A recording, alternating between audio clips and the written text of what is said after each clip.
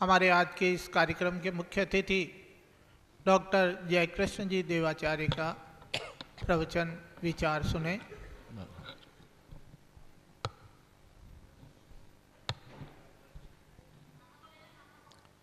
कस्तूरितिलकं ललाटपटले वक्षस्थले कौस्तुभं नासाग्रे वरमौक्तिकं करतले वेणुकरे कङ्कणं सर्वाङ्गे हरिचन्दनं सुललितं कण्ठे च मुक्तावलिः गोपस्त्रीपरिवेष्टितो विजयते गोपालचूडामणि। आज अत्यंत आनंद का दिवस है। किशनगढ़ के अंदर एक ऐसे विषय की चर्चा की जा रही है जो प्रायः गुप्त रखने का ही समाज के अंदर माना गया कि इसे गुप्त ही रखा जाए। इस कार्यक्रम के संयोजक पंडित श्री रमेश चंद्र जी को बार बार साधुवाद, मंचासीन राजेंद्र प्रसाद जी, राजा राम जी त्रिपाठी जी, कुसुमलता सिंह जी एवं मत्स्येंद्र नाथ जी, आज के सभी लोग उपस्थित हैं। उनमें विद्वद्वर्य पंडित श्री देवीलाल जी, बाहर से विदेशों से आए हुए सभी जिज्ञासुगण, किशनगढ़ की धर्मप्राण इस भूमि के ऊपर आप लोग आए हैं। किशनगढ़ के लिए कहा जाता है कि किशनगढ़ भक्ति के अंदर दूसरा ब्रज है तो विद्या के अंदर दूसरी काशी है। जिस प्रकार काशी के अंदर विद्यार्थी जाकर और विद्यादहन करते थे, उसी परंपरा का निर्वहन आज पंडित रमेश जी के द्वारा इस किशनगढ़ की पुण्य धरा के ऊपर हो रहा है। तंत्र जैसी एक ऐसी विधा जिसको आज लोग बाग विस्मृत कर चुके हैं, ऐसी विधा को सीखने के लिए यहाँ पर जो लोग आते हैं और बहुत कुछ प्राप्त करके जाते भी हैं। मूलतः देखा जाए तो निगमागम सम्मतहु, निगम और आगम दोनों चीज़ें हमारे लिए अत्यंत आवश्यक है। जिस प्रकार प्रत्येक युग के अंदर किसी चीज़ की महत्ता है, हम यज्ञोपवीत धारण करते हैं, उसके लिए भी कहा गया कृते पद्ममयम सूत्रम द्वापरे हेम संभव है, त्रेताया रजतम प्रोक्तम कलौ कार्वास निर्मितम।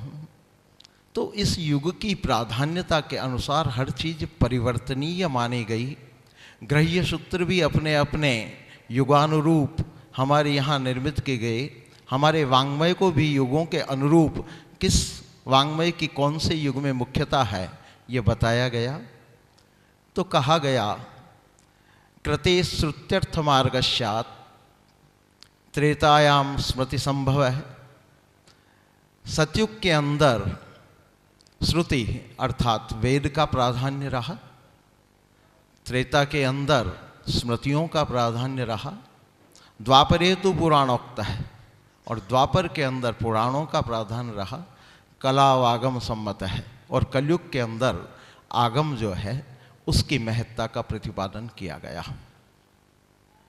कलयुग के अंदर स्वाभाविक रूप से तंत्र शास्त्र की मुख्यता रही, क्योंकि तंत्र एक विधा है। तंत्र के बिना आप न तो मंत्र को सिद्ध कर सकते हैं और न यंत्र की परिकल्पना कर सकते हैं। हम तंत्र को धुरा कह सकते हैं। मंत्र शब्द देह है, वाङ्मय स्वरूप है। यंत्र उसका एक आकृति के हिसाब से आकृति विज्ञान का स्वरूप है और किस प्रकार से इस आकृति को और शब्द को संयोजन किया जाए ये हमें तंत्र बताता है।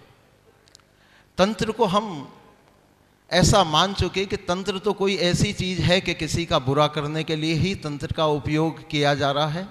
उसके अंदर हमारा समाज भी दोषी है, क्योंकि तंत्र को हमने इसी स्थिति पे ला दिया कि मारण मोहन उच्चाटन इत्यादि प्रक्रियाओं को ही हम तंत्र समझने लगे। वैष्णव तंत्र, शैव तंत्र, शाक्त तंत्र, ये तंत्र अगर सब हैं तो फिर बाद में उन तंत्रों के अंदर ऐसी कोई विधा नहीं है।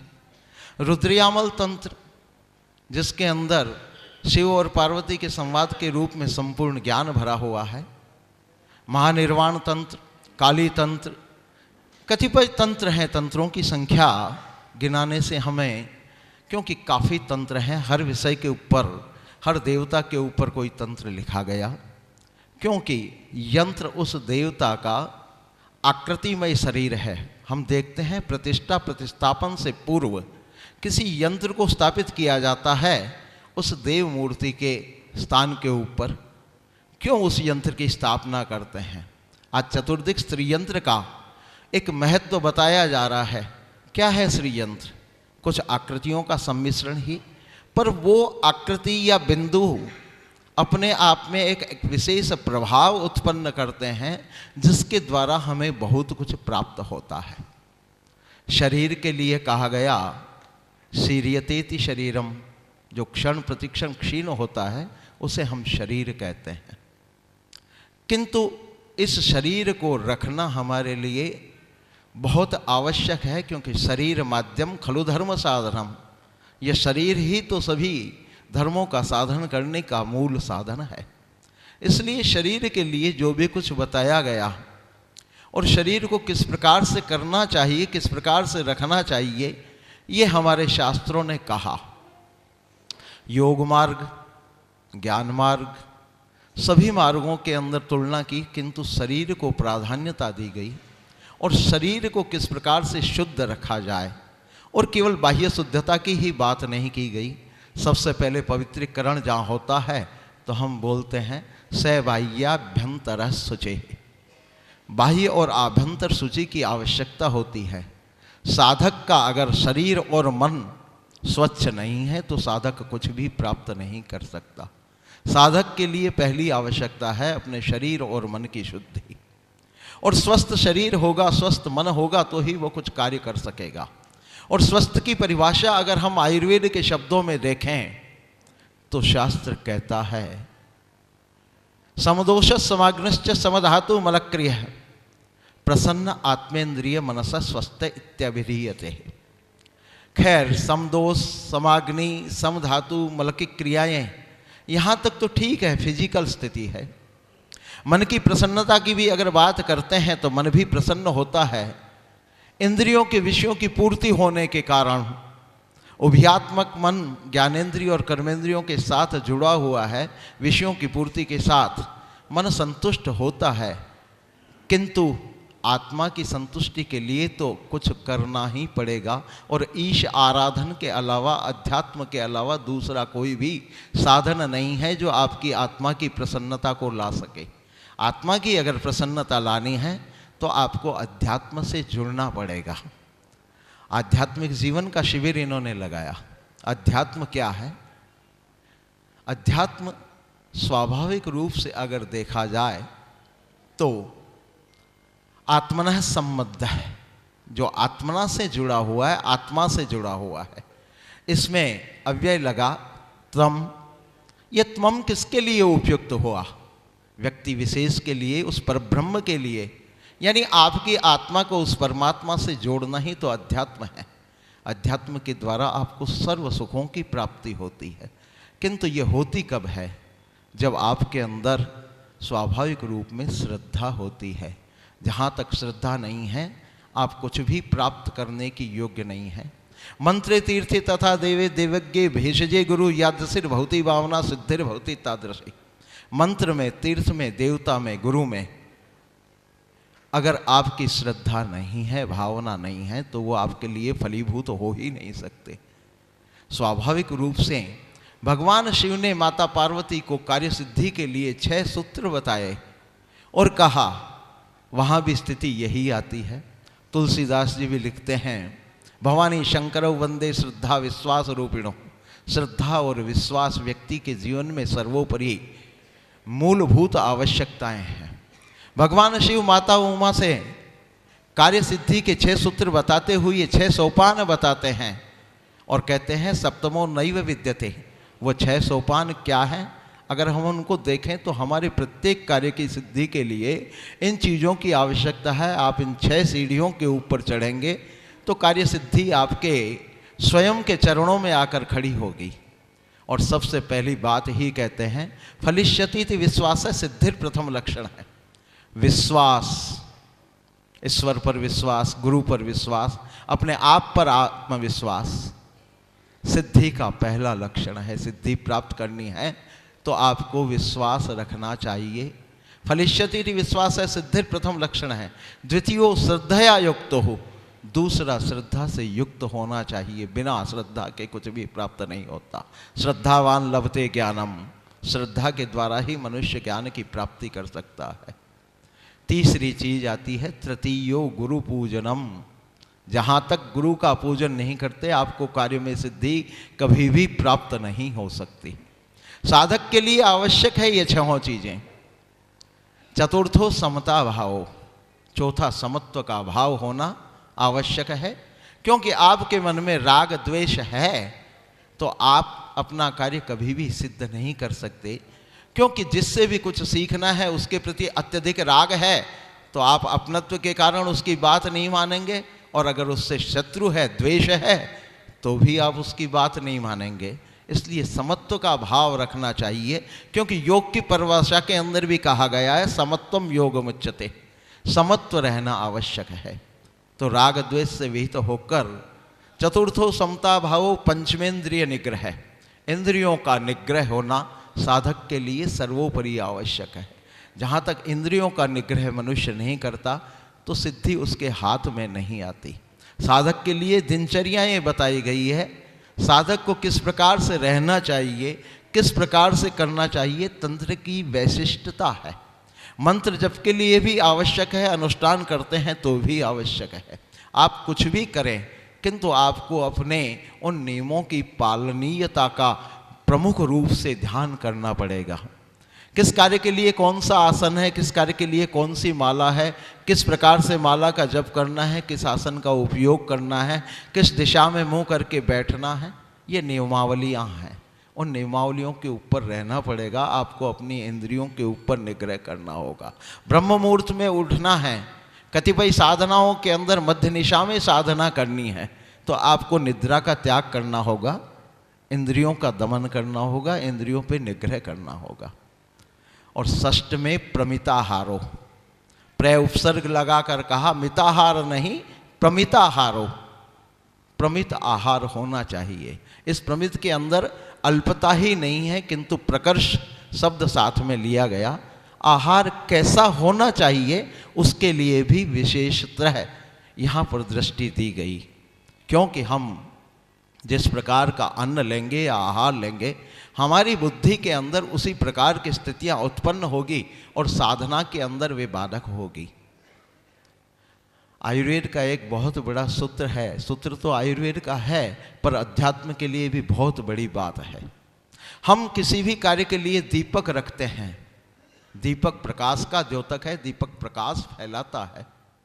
दीपक के प्रकाश के द्वारा हम ज्योति की ओर उन्मुख होते हैं, दीपक की हम वंदना करते हैं। हर कार्य के पहले दीपक प्रज्वलित किया जाता है, किंतु उस दीपक के लिए भी शास्त्रकारों ने क्या सोचा और किस परिणाम के कारण सोचा, आप केवल इस एक चीज को देखिए। दीपो भक्ष्यति ध्वांतम कज्जलम च प्रचक्षते है, दीपक अंधकार का भक्षण करता है और काजल को उत्पन्न करता है। इसलिए आप आहार के ऊपर विशेष ध्यान देंगे तो साधक का सारा, जहां तक आपका आहार सात्विक नहीं होगा, राजसी या तामसी आहार होगा, तो आप अपनी उस शिखर को कभी प्राप्त नहीं कर सकते। क्योंकि मन के अंदर राजसी और तामसी विचारों का प्राधान्य रहेगा। दीपक प्रकाश फैलाते हुए भी काजल उत्पन्न करता है क्योंकि वो अंधकार का भक्षण कर रहा है, और अंधकार का भक्षण करेगा तो काजल ही तो उत्पन्न करेगा। आप क्या खाते हैं इसलिए उसकी ओर भी ध्यान दीजिए। और इस कलियुग के अंदर तो देखा जाए तो मूलतः परिस्थिति ही यही है। सर्व काम प्रदम पुण्यम कलौ तंत्र वेद सम्मतम। इस कलयुग के अंदर तंत्र तो वेद सम्मत शास्त्र है, श्रीमद् भागवत का एकादश स्कंध जो कि ज्ञान का स्वरूप माना जाता है, द्वादशांग वही पुरुष है, श्रीमद् भागवत भगवान का स्वरूप है और एकादश स्कंद को भगवान का मस्तिष्क माना गया है। तो उस ज्ञान रूप परमात्मा स्वयं कहते हैं वैदिकी, तांत्रिकी, मिश्रही, ये तीन चीजें भगवान ने बताई और कहा माम समर्चयेत। या तो आप वैदिक विधान से मेरी अर्चना करें, या तांत्रिक विधान से मेरी अर्चना करें, या मिश्र विधान से मेरी अर्चना करें। तीनों में से आपको जो भी अभिप्सित हो उसके अनुरूप मेरी अर्चना करें। तो श्रीमद् भागवत जैसा, जिसके लिए कहा गया यद वैष्णवानाम परमम धनम, यह वैष्णवों का परम धन है, फिर भी तांत्रिकी आराधना करने की बात स्वयं भगवान अपने मुखारविंद से उद्धव को कह रहे हैं। तो देखिए, तंत्र के लिए जो लोगों में भ्रम फैला हुआ है, उस भ्रम को दूर करना ही हमारी आज इस तंत्र की शिविर का मुख्य कारण हो। क्योंकि मूलतः तंत्र को हम ये समझ के बैठे हैं कि तंत्र एक ऐसी विद्या है कि जिसके द्वारा हम अभिप्सित कार्य के द्वारा किसी का बुरा कर सकते हैं कोई भी, किंतु तंत्र यह नहीं कहता। तंत्र विधान है और तंत्र के अंदर वैष्णव तंत्र भी हैं, तंत्र के अंदर शाक्त तंत्र भी हैं, तंत्र में शैव तंत्र भी हैं। भगवान शिव के द्वारा ही तो सभी तंत्र जो है रचे गए। ज्ञान मिच्छेन महेश्वरात, आपको ज्ञान के देवता शिव हैं। जगत का कोई भी ज्ञान का क्षेत्र, चाहे वह संगीत हो, चाहे हमारी संस्कृत की व्याकरण हो, माहेश्वर सूत्रों के द्वारा ही उत्पन्न हुई है। तो भगवान शिव ने जिस शास्त्र का निर्माण किया है, जिस ग्रंथ का उन्होंने उत्पन्न किया, वो ग्रंथ ऐसा हो ही कैसे सकता है। किंतु कितनी बातें ऐसी है कि जिनको हम समझ नहीं पाते। हम दशावतार में भगवान बुद्ध को मानते हैं, भगवान बुद्ध दशावतार के अंदर हैं, और बुद्ध को हम वेद निंदक कहते हैं कि भगवान बुद्ध ने वेद का खंडन किया। अरे जब उनके आगे हम भगवान शब्द लगाते हैं तो वो वेद का खंडन किस प्रकार कर सकते हैं, जिसके लिए कहा गया कि वेद भगवान का निश्वास है, वेद अपौरुषी है, भगवान के द्वारा उत्पन्न है। जाकी सहज श्वास श्रुतिचारी, चारों वेद जिनकी सहज श्वास है, ऐसा वेद और भगवान का अवतार उस वेद का खंडन करे, संभव ही नहीं है। आचार्य चरण ने बुद्धा अवतार के परिप्रेक्ष्य में श्रीमद् भागवत की टीका के अंदर कहा, बुद्धो गुप्त वक्ता च, भगवान बुद्ध गुप्त वक्ता है, हम नहीं समझ सके उनकी वाणी को। अन्यथा कोई व्यक्ति अपने प्रतिपादन किए हुए शास्त्र का स्वयं ही खंडन करे, कैसे संभव हो सकता है। इसलिए तंत्र मार्ग की कई ऐसी बातें जिनको हम पंचमकार इत्यादि के द्वारा वाम मार्ग की उपासना कहते हैं, ये भी हमारी दृष्टि का भ्रम है। केवल वामाचार्यों ने अपने हिसाब से इनका उपयोग करना प्रारंभ कर दिया। आज स्वाभाविक रूप के अंदर हम शक्ति संस्थानों के अंदर बलि देते हैं, पशुओं की बलि देते हैं। अरे पशुत्व भाव की बलि देनी है। तंत्र मार्ग के अंदर उपासना के अंदर पशु भाव, वीर भाव, कोल भाव इत्यादि दिव्य भावों की चर्चा की गई है। और वैष्णवादी तंत्र हैं वो पशु भाव के अंदर आते हैं। पशु भाव की बलि आपके हृदय के अंदर रहे हुए पशुत्व की बलि की बात है, न कि इन निरीह प्राणियों की बलि की। वैष्णव तंत्र हों, चाहे शैव तंत्र हों, चाहे शाक्त तंत्र हों, हम माता की उपासना के अंदर कहते हैं कुपुत्रो जायेत क्वचिदपि माता कुमाता न भवति। तो क्या ऐसी माता अपने बालकों की बलि लेगी? संभव ही नहीं है। जिस दुर्गा को स्वाभाविक रूप के अंदर भगवान कृष्ण की बुद्धि की अधिष्ठात्री कहा गया, उस दुर्गा के इतने स्वरूपों के अंदर किस प्रकार से हम मान सकते हैं? किंतु भ्रम फैलाया गया, लोगों को ज्ञात नहीं रहा, गुरुओं के पास गए नहीं, जिज्ञासुओं ने जिज्ञासा नहीं की और अपने आप उनके अर्थ घटन करने लगे। उसका दुष्परिणाम हुआ कि तंत्र जैसा एक अध्यात्म का मार्ग आज लोग बागों की दृष्टि में किस प्रकार से जाकर बैठ गया। तंत्र मार्ग को हम बहुत बड़ा मार्ग है, इस मार्ग की हम स्वाभाविक रूप से साधना करें और इस साधना के द्वारा भगवान आप सभी को इस तंत्र विद्या की सफलता दे। इसी कामना के साथ गोपाल प्रभु के चरणों में निवेदन करता हुआ अपनी वाणी को विराम देता हूँ। इति शम।